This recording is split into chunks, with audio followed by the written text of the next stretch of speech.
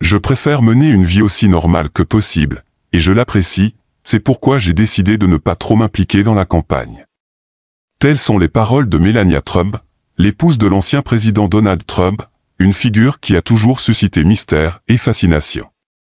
Son parcours, depuis un petit village en Europe jusqu'à la Maison-Blanche, a éveillé la curiosité de nombreux observateurs. On a souvent spéculé sur son mariage et son histoire véritable. Aujourd'hui, à 54 ans, Melania est prête à parler de son passé et à confirmer ce que beaucoup n'ont fait que deviner. Quels secrets s'apprête-t-elle à dévoiler? Comment ces révélations pourraient-elles changer notre perception de la famille Trump et de leur passage à la Maison-Blanche? Melania Trump, née Melania Knauss, voit le jour le 26 avril 1970 dans ce qui est aujourd'hui la Slovénie. Elle grandit dans un monde bien différent du style de vie glamour qu'elle connaîtra plus tard. Son père, Victor Knav, commence comme chauffeur avant de se lancer dans la vente de pièces automobiles. Ses liens avec la Ligue des communistes de Yougoslavie ont probablement facilité la vie de la famille à certains égards. Sa mère, Amalija, travaille comme créatrice de modèles dans une entreprise de vêtements pour enfants appelée Jutranjka, dans leur ville natale de Sevnica. La famille Knav vit dans un logement d'État, une pratique courante dans les pays communistes. Bien que le Parti communiste promeuve officiellement l'athéisme, Melania et sa sœur aînée, Inès, sont secrètement baptisées catholiques. C'était une pratique courante en Yougoslavie à l'époque, révélant l'écart entre les politiques étatiques et les croyances personnelles.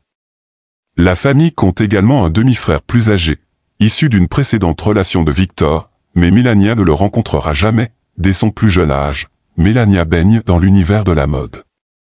Sevnica, sa ville natale, est connue pour son industrie textile, et en tant que fille d'une ouvrière d'usine, elle participe souvent à des défilés de mode pour enfants. Ses premières expériences sur les podiums ont probablement éveillé son intérêt pour le mannequinat. Melania développe rapidement une passion pour la mode, personnalisant et cousant ses propres vêtements en observant sa mère. Cet apprentissage pratique lui permet de comprendre la conception et la fabrication des vêtements, des compétences qui lui seront utiles plus tard dans sa carrière de mannequin. Melania accorde également une grande importance à l'éducation dès son plus jeune âge. Elle réussit bien à l'école et est même choisie comme trésorière de son école. À l'adolescence, sa famille déménage dans une maison à 2 étages à Sevnica, améliorant ainsi leurs conditions de vie. Malgré la vie sous un régime communiste, Melania est attirée très tôt par la culture américaine. Elle voit la présidence de Ronald Reagan comme un signe de changement pour son pays et s'intéresse de plus en plus à la politique mondiale et aux États-Unis. Le lancement de CNN International en 1985 permet à sa famille d'avoir un aperçu des médias américains, ce qui accroît son intérêt pour le monde occidental. À 15 ans, Melania franchit une étape importante en déménageant à Ljubljana, la capitale de la Slovénie, pour fréquenter l'école secondaire de design et de photographie. Cela nécessite des trajets quotidiens en train depuis Sevnica. Après sa première année, elle et sa sœur Inès s'installent définitivement à Ljubljana, ce qui la rapproche de sa future carrière dans la mode. Après avoir obtenu son diplôme à 19 ans, elle commence à étudier le design à la faculté d'architecture et d'ingénierie civile et géodésique. Cependant, sa carrière de mannequin devient rapidement sa priorité. Il y a eu quelques controverses concernant son parcours académique. Pendant la campagne présidentielle de son mari, Melania a affirmé avoir obtenu un diplôme en architecture d'une université slovène, mais les journalistes n'ont pas pu vérifier cette information ni trouver de preuves qu'elle a suivi plus d'une année d'études universitaires. Le parcours de Melania est pour le moins inattendu. Elle est passée de la personnalisation de vêtements dans un appartement d'État à couverture de magazines de haute couture. Quel défi cette ambitieuse Slovène a-t-elle dû relever dans l'industrie du mannequinat, si compétitive? Découvrons-le, la carrière de mannequin de Melania commence à l'âge de 5 ans, mais ce n'est qu'à 16 ans que son talent est véritablement remarqué. Le photographe de mode slovène Stan Jerko la découvre lors d'un défilé scolaire, marquant ainsi le début de sa carrière professionnelle. À l'origine, Melania voulait devenir créatrice de mode, et cet intérêt précoce pour le design influencera plus tard sa carrière de mannequin et ses aventures entrepreneuriales. Son premier grand succès arrive lorsqu'elle remporte un concours de mannequinat avec le studio italien Seta, qui comprenait un rôle au cinéma. Cependant, elle refuse l'offre après que le producteur ait fait des avances non désirées. Au fil de sa carrière, Melania commence à utiliser l'orthographe Melania Now et explore des opportunités en dehors de la Slovénie. Elle voyage à travers l'Europe pour trouver des emplois de mannequin et étoffer son portfolio. En 1992, elle gagne en reconnaissance en étant nommée finaliste au concours Look of the Year du magazine Jana, qui offre aux meilleurs candidats des contrats de mannequinat internationaux et de nouvelles opportunités. Melania signe alors avec l'agence Hervé Reclin à Milan, mais ce partenariat ne dure que quelques mois. Dans les années suivantes, elle voyage à travers l'Europe pour divers emplois de mannequinat. Une mission notable en 1993 la voit jouer le rôle de la première femme présidente des États-Unis, un rôle prémonitoire compte tenu de son futur statut de première dame. À 23 ou 24 ans, sa carrière avance suffisamment pour qu'elle vive à Paris, où elle partage un appartement avec sa colocataire Victoria Salad et s'immerge dans la scène de la mode européenne. Un moment clé dans sa carrière survient en 1995 lorsqu'elle rencontre Paolo Zampoli, copropriétaire de l'agence Metropolitan Model à Milan. Zampoli, qui connaît également Donald Trump, est impressionné par Melania et l'encourage à s'installer aux États-Unis, lui proposant de la représenter là-bas. Cette rencontre marque un tournant majeur dans sa carrière et dans sa vie. En 1996, à l'âge de 26 ans, Melania déménage à Manhattan. Zampoli l'aide à s'installer, en organisant son logement dans un appartement qu'elle partage avec le photographe Matthew Attanian, dans la Zindorf Towers à Union Square. Son loyer est prélevé sur ses gains avec l'agence de Zampoli, une pratique courante pour les nouveaux mannequins. Contrairement à beaucoup de ses pairs, Melania mène une vie disciplinée, gérant soigneusement son alimentation et évitant les soirées mondaines. Ses premières semaines aux États-Unis sont difficiles car son visa de voyage ne lui permet pas de travailler. Malgré cela, elle accepte une dizaine de contrats de mannequinat, gagnant environ $20 000. Elle obtient par la suite un visa H1B qui lui permet de travailler légalement. Cette période a fait l'objet de certaines critiques, avec des questions sur la légalité de son travail initial aux États-Unis. Le grand tournant de sa carrière survient lorsqu'elle joue dans une publicité pour les cigarettes Camel. Cette publicité, photographiée par Helen von Hauert, est affichée sur un panneau publicitaire à Times Square et publiée dans le magazine Rolling Stone. Cette exposition majeure augmente considérablement sa visibilité dans l'industrie du mannequinat. Elle obtient cette opportunité parce qu'une loi exige que les publicités pour les cigarettes présentent des personnes de plus de 25 ans, ce qui rend plus difficile pour les mannequins plus jeunes d'obtenir ce genre de contrat. Au fur et à mesure que la carrière de Melania progresse, elle déménage dans un appartement plus chic sur Park Avenue, reflétant son succès croissant. Son expérience dans le mannequinat montre qu'elle est à l'aise sous les projecteurs et qu'elle sait gérer l'attention des médias, des compétences qui seront cruciales dans ses rôles futurs en tant qu'épouse d'un homme d'affaires de premier plan et, plus tard, en tant que première dame des États-Unis, peu savait-elle alors que le mannequinat la conduirait un jour à la Maison-Blanche. Mais quel défi a-t-elle dû relever pour devenir citoyenne américaine et épouse du 45e président? Melania Trump a déclaré que devenir citoyenne américaine est le plus grand privilège sur Terre, montrant à quel point elle valorise son nouveau pays. Son chemin vers la citoyenneté américaine est étroitement lié à sa vie personnelle et professionnelle aux États-Unis. Elle commence le processus de naturalisation, en 2001, lorsqu'elle obtient sa carte verte, également connue sous le nom de carte de résident permanent. Melania Trump reçoit l'autorisation de vivre et de travailler de manière permanente aux États-Unis. Cependant, cette carte a suscité quelques controverses concernant la manière dont elle l'a obtenue. Certains se demandent si elle répondait réellement aux critères du visa EB-1, parfois appelé visa Einstein. Ce visa est destiné aux personnes dotées de compétences exceptionnelles, telles que les grands universitaires, les dirigeants d'entreprises de premier plan ou les athlètes olympiques. Étant donné que Melania était principalement mannequin, certains ont mis en doute la pertinence de ses réalisations par rapport aux exigences élevées de ce visa. Malgré les interrogations, Melania a continué à construire sa vie aux États-Unis. En 2006, elle atteint un jalon important en devenant citoyenne américaine, la même année où elle donne naissance à son fils, Baron Trump. Au même moment, son mari, Donald Trump, commence à envisager sérieusement de se lancer en politique.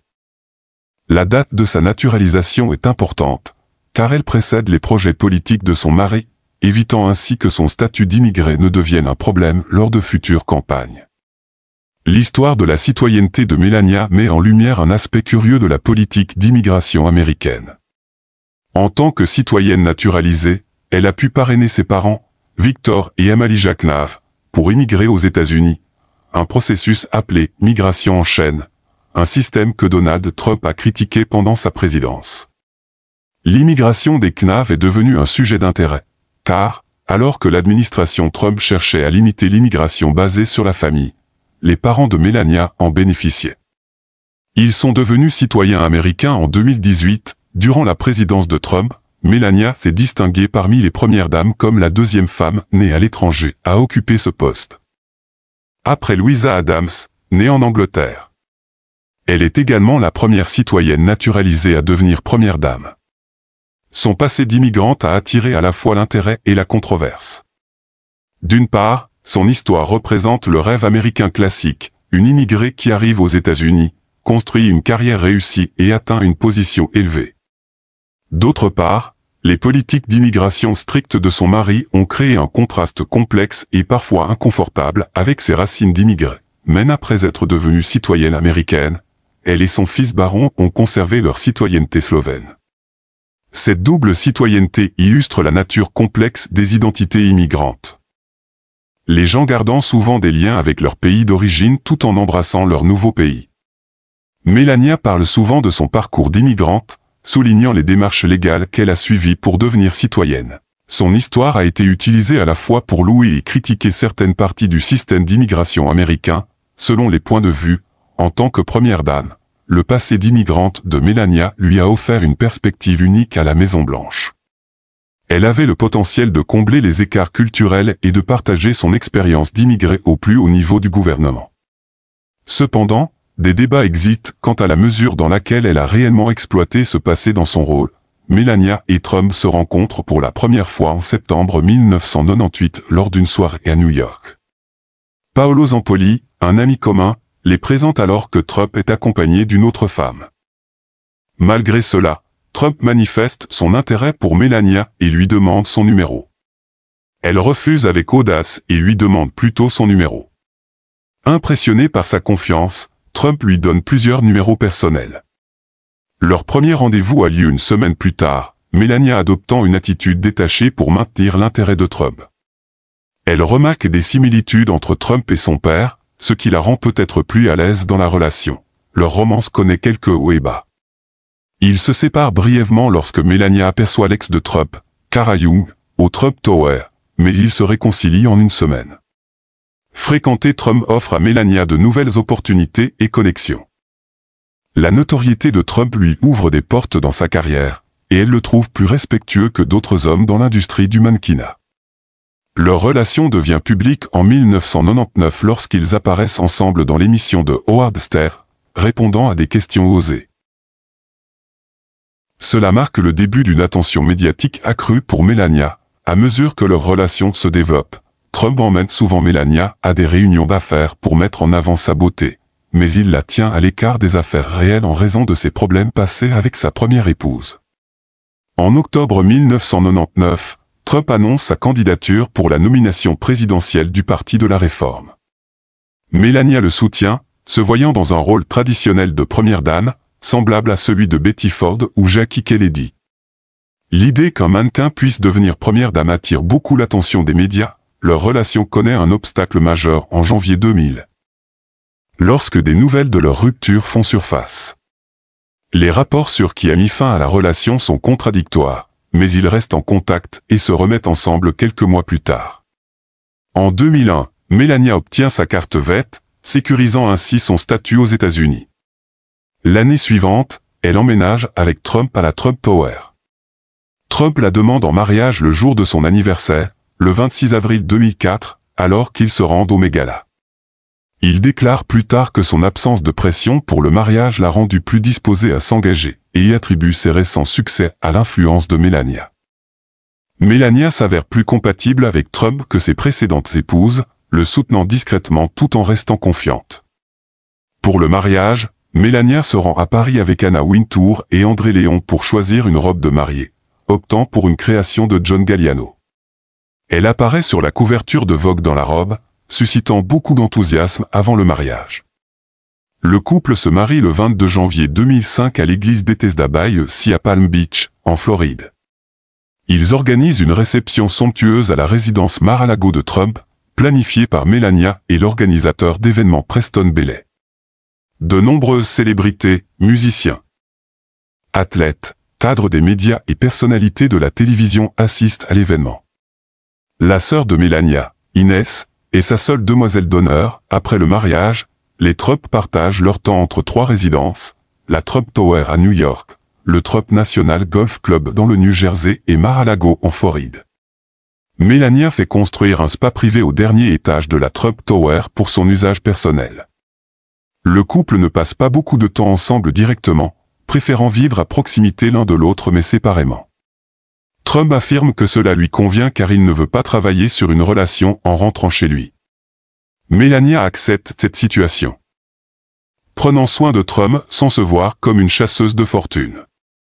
Lors des événements organisés dans les propriétés de Trump, Melania fait souvent de brèves apparitions avant de retourner dans leur résidence privée. Elle ne pousse pas Trump à apprendre sa langue maternelle et se décrit comme n'étant pas une femme qui harcèle son mari.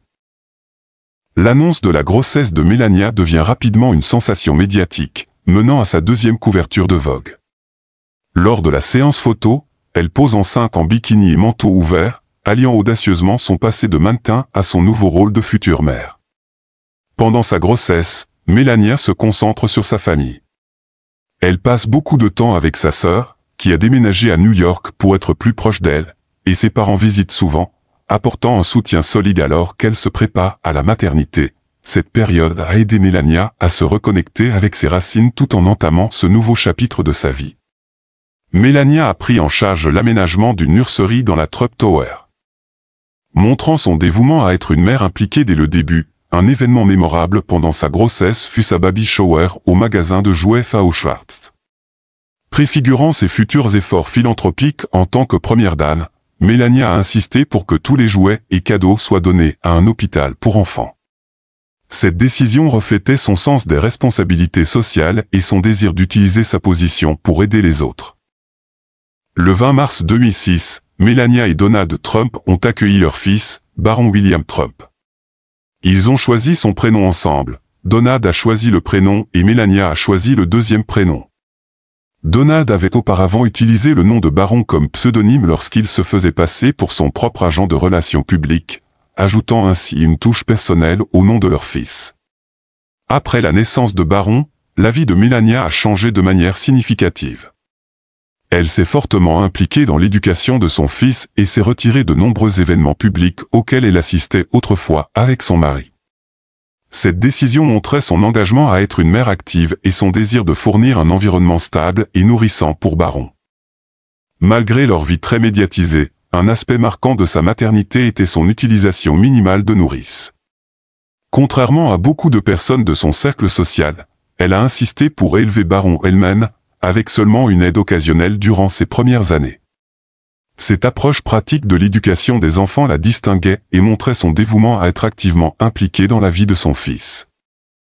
L'engagement de Melania envers la maternité correspondait aux attentes de Donald Trump, qui avait clairement indiqué qu'il ne serait pas impliqué dans les tâches quotidiennes liées à l'éducation des enfants. Melania était d'accord avec cela, disant qu'elle ne voulait pas qu'il change les couches ou mette Baron au lit. Ce mode de fonctionnement convenait bien à tous les deux, avec Melania jouant le rôle principal de la personne qui s'occupe des soins. À mesure que Baron grandissait, Melania se concentrait davantage sur la maternité et passait moins de temps sous les projecteurs. Ce changement a affecté sa relation avec Donald, et des rapports suggèrent qu'il a commencé à voir d'autres femmes pendant cette période, ce qui rendait Melania mal à l'aise. Cependant, il est dit qu'elle n'était pas au courant des femmes qui ont plus tard affirmé avoir eu des liaisons avec lui. Melania a également pris le rôle de belle-mère pour les 4 enfants de Donald issus de ses mariages précédents. Donald Jr., Eric et Ivanka, de son premier mariage avec Ivana Trump, et Tiffany, de son deuxième mariage avec Marla Maple. Melania a formé un lien fort avec Tiffany, qui n'avait que 6 ans lorsque Melania a commencé à fréquenter Donald. Elle a veillé à ce que Tiffany se sente incluse avec ses demi-frères et sœurs. Montrant ainsi son engagement à fusionner leurs familles, Melania a également créé un environnement multiculturel pour Baron, lui apprenant à la fois l'anglais et le slovène, sa langue maternelle. Ses expériences en tant que mère ont influencé son travail en tant que première dame, notamment avec son initiative Be Best, axée sur le bien-être des enfants. Le dévouement de Melania à l'éducation de son fils était évident même à la Maison-Blanche, puisqu'elle a retardé son déménagement à Washington DC pour permettre à Baron de terminer son année scolaire à New York. En 2010, Melania est entrée dans le monde des affaires en lançant sa propre ligne de bijoux, Melania Timepiece & Jewelry. Ce projet montrait son esprit entrepreneurial et son sens du design. La collection, disponible sur QVC, comprenait une variété de bijoux fantaisie et de montres de mode, avec des prix allant de 30 à 200 $, rendant ainsi ses créations accessibles à un large public. Melania a choisi de ne pas utiliser le nom Trump pour sa marque, cherchant à se construire une identité distincte de celle de son mari. Elle a même corrigé les journalistes qui l'appelaient Melania Trump pour mettre en avant son projet indépendant.